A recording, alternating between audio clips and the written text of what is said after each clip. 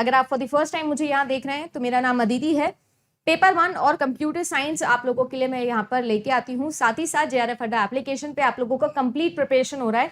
तो अगर आप लोगों ने अभी तक ज्वाइन नहीं किया है तो जेआरएफ अड्डा एप्लीकेशन को आप डाउनलोड कर सकते हो। ब्राउजर वर्जन भी अवेलेबल है, यानी कि वेबसाइट भी आपके पास में अवेलेबल है। आप लोगों के लिए 6 to 11 ऑफ सितंबर के लिए विंडो ओपन होने वाली है। लास्ट 3 महीने बचे हैं, है ना, जैसे आप जानते हो लास्ट के 3 ही महीने आप लोगों के पास में बचे हैं। अगर 3 महीने यानी कि 90 दिन के अंदर आप अच्छे से तैयारी करना चाहते हो तो आप लोगों के पास में लास्ट मौका है कि आप हमारे साथ में कंप्लीट कोर्स अपना कर लो।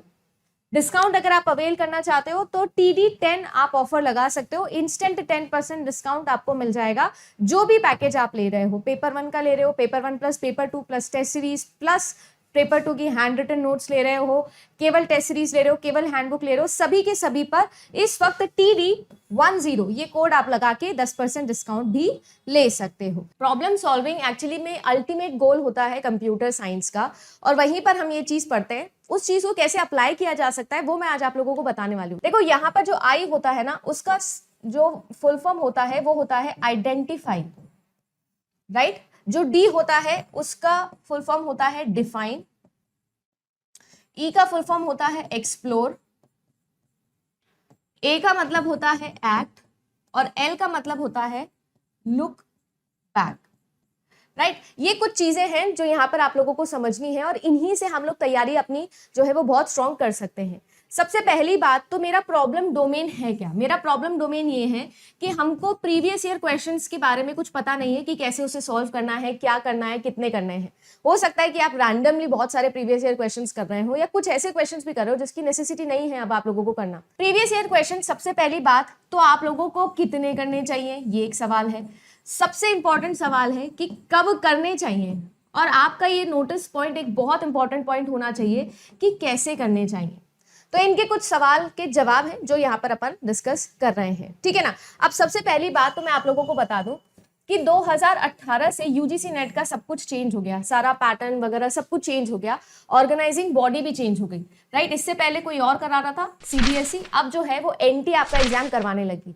MCQ पैटर्न हो गया, 3 घंटे का लगातार पेपर हो गया, paper 1 and paper 2 total 150 question, 3 घंटे 180 मिनट और आपके 300 नंबर। हर क्वेश्चन 2 नंबर का, कोई नेगेटिव मार्किंग नहीं।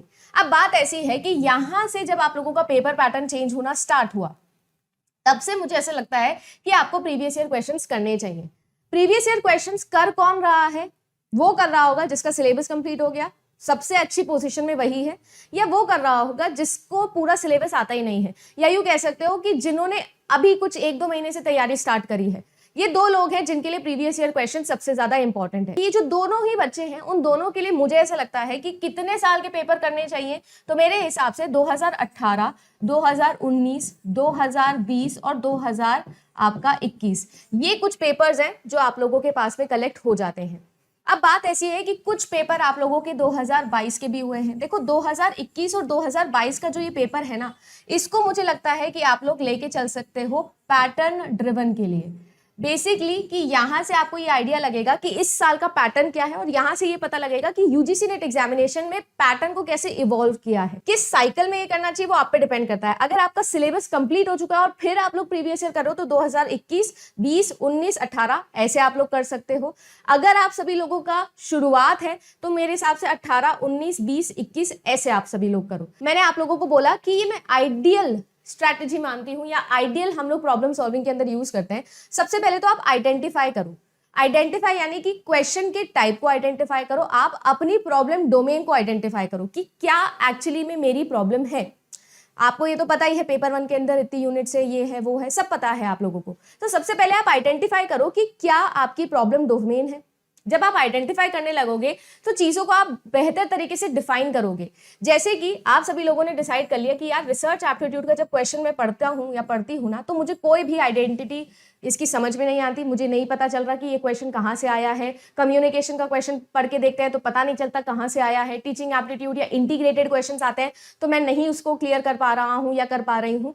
तो यानी कि आपने उसे अच्छे से देखा और डिफाइन कर लिया और अपने लिए एक लिस्ट बना ली कि यार इस टाइप के क्वेश्चन मैं नहीं कर पा रहा हूँ, इस टाइप के क्वेश्चन है जो मैं कर पा रहा हूँ। अब यहाँ पर डिपेंड करता है कि आप जो है वो कौन से फेज में हो। अगेन अगर आप उस फेज में हो जो पहली बार क्वेश्चन सॉल्व कर रहा है, तो मेरे हिसाब से उन्हें सबसे इंपॉर्टेंट अपने इंटरेस्ट के पास में जाना चाहिए। यानी कि अगर आप सभी लोगों के पास में 10 यूनिट है तो 100% ऐसी 3 से 4 यूनिट्स होंगी जो आपको अच्छी लगती ही होंगी। अगर आप याद करने वाले लोगों में से है, ह्यूमैनिटीज बैकग्राउंड है आपका या इस तरीके से है, तो 100% एनवायरनमेंट जैसे टॉपिक, हायर एजुकेशन टॉपिक, ये सब आपको आते होंगे। अगर आप थोड़े मैथ्स बैकग्राउंड वाले हैं तो आपको DI है ना, मैथमेटिकल रीजनिंग, लॉजिकल रीजनिंग, ये वाले टॉपिक्स अच्छे लगते होंगे। इन जनरल अगर आप सभी लोगों ने अपने 11th-12th के अंदर IP पढ़ा है, ग्रेजुएशन में कभी भी कंप्यूटर्स के बारे में कुछ पढ़ा है, तो ICT आपको आता होगा। ये मैं डेफिनेशन के बाद एक्सप्लोरेशन का वे आपको बता रही हूँ कि how can you explore things. अब बात ऐसी है कि ओवर कॉन्फिडेंस नहीं रखना है कि यार ICT में मेरे को पता है हेक्साडेसिमल क्या होता है, मुझे पता है, पर इसका मतलब ये नहीं है कि मैं उससे रिलेटेड क्वेश्चंस नहीं कर सकती, क्योंकि आपको हेक्साडेसिमल से रिलेटेड और भी जितने क्वेश्चंस है वो भी आपको समझने होंगे। अब अगर हम लोग आगे चल जाएं तो आपने एक स्ट्रैटेजी यहाँ तक बना ली होगी कि मुझे इतने क्वेश्चंस करने हैं, मेरे को ये यूनिट सही लगती है, ये यूनिट सही नहीं लगती है, उस हिसाब से आपने बना लिया होगा अपना नोट कि यार ये सही है, ये सही है, ये सही है।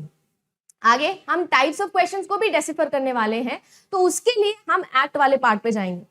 एक्ट वाला पार्ट वो पार्ट होता है जिसमें आपने जो भी सोचा है, जो भी आपने इतना टाइम लगाया है ये एनालाइज करने में कि मेरे लिए क्या बेनिफिट है, मेरे लिए क्या वीक पॉइंट है, आपने जब ये सारी चीजें एनालाइज कर ली है तो आपको पता लग गया होगा, प्रॉब्लम अच्छे से समझ में आ गई होगी कि मुझे इसमें प्रॉब्लम आ रही है। उसके बाद में इमीडिएटली अगर आपको किसी क्वेश्चन में प्रॉब्लम आती है तो आप उसके लिए लुक बैक करिए। लुक बैक मतलब आप दोबारा से जाइए और जल्दी से उसका कॉन्सेप्ट रख लीजिए या समझ लीजिए। अगर हायर एजुकेशन होगा तो ऑब्वियसली आपको रटना ही पड़ेगी चीजें, मतलब क्योंकि फैक्चुअल चीजें हैं तो आपको फैक्ट तो रटना ही पड़ेगा। अगर कोई कॉन्सेप्चुअल चीज है तो उसे समझिए और फिर उसे आके अप्लाई करिए। 2021 का एक सवाल उठा लिया, जैसे कि अभी मैं लेके आई हूँ, आपने ये क्वेश्चन उठाया, क्वेश्चन को रीड किया, कोई दिक्कत नहीं, आपको समझ में नहीं आ रहा क्या लिखा है, कैसे लिखा है, कोई प्रॉब्लम नहीं है, कोई भी नहीं है, बट आपको समझ में आया कॉन्फ्रेंस लिखा है, सेमिनार लिखा है, वर्कशॉप लिखा है, सिंपोजियम लिखा है। क्या करो, फटाफट जाओ और इनका टॉपिक रीडिंग लगाओ। ये आपके टॉपिक्स हैं, इनकी रीडिंग लगाओ, इनके शॉर्ट नोट्स बनाओ। कैसे शॉर्ट नोट्स बनाने हैं, कीवर्ड्स के ओरिएंटेड। मैं कह रही हूं कि 15-20 पन्नों में आप लोगों की पूरे पेपर 1 के नोट्स बन जाएंगे। इस तरीके से करना क्या है, ये गए, इनके कीवर्ड्स ढूंढे। जैसे कि आज है, मुझे खैर आज तो मुझे पढ़ाते हुए 2-3 साल हो गए तो इसलिए मुझे याद हो गया, बट आपको भी हो जाएगा। सबको पता है कॉन्फ्रेंस सबसे बड़ी मीटिंग होती है ना। सेमिनार जो होता है वो कैसा होता है, अकेडमिक होता है, 3 घंटे का होता है, 90 मिनट का हार्डली। वर्कशॉप जो होती है हैंड्स ऑन प्रैक्टिस उसमें करते हैं। Symposium expert, participant, participant, expert, ये सारी चीजें मुझे पहले से पता है, ठीक है ना।